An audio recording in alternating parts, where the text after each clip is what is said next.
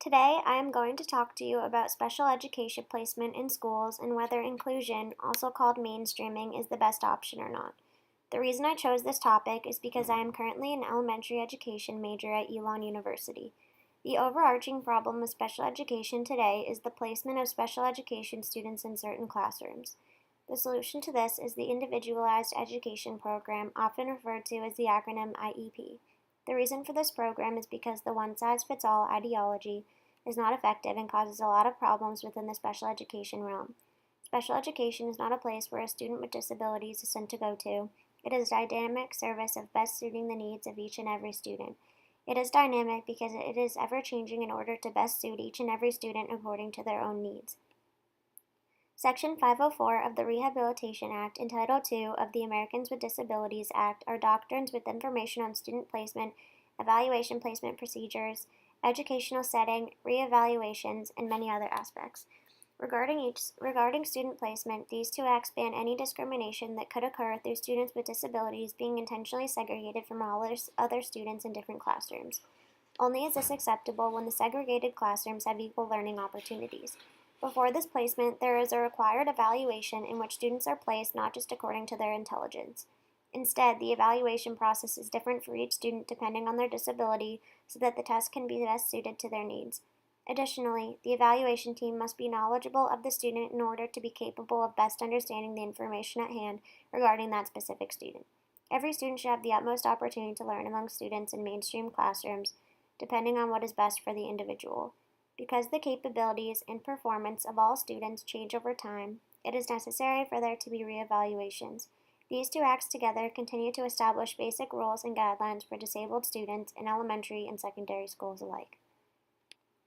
The 5 main benefits of inclusive classrooms are differentiated instruction, supportive teaching strategies, reduced stigma, effective use of resources, and high expectations for all.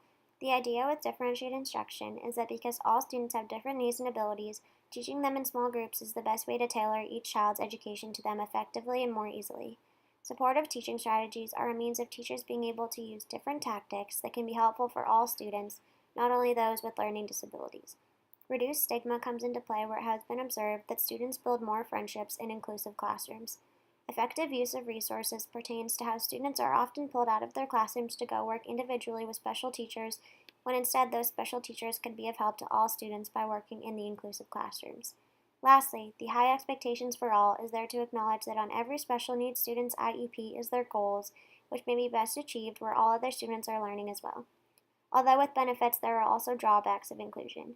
Students with disabilities may fall behind because they are not receiving enough attention or assistance that they need to learn and perform the best they can. Also, they may be a distraction to the rest of the class, so a separate classroom may be helpful in order to keep them in the best setting suited for them to succeed. However, what can dictate this is the IEP. The IEP of each student is what refers specialized students to the best placement for themselves. The types of placement are regular education environment, which is mainstreaming, part-time special education environment, self-contained educational environment, out-of-district placement, and specialized school placement.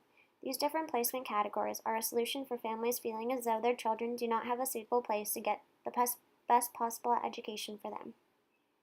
Within the Individuals with Disabilities Education Act is listed all 13 disabilities that a child may have which would categorize them as a child with special needs, including autism, hearing impairment, and traumatic brain injury, just to name a few.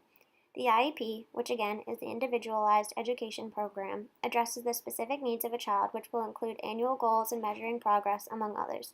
These two items are solutions to special education placement and are crucial because they pave the way of their education and keep them on the best track in which they can succeed.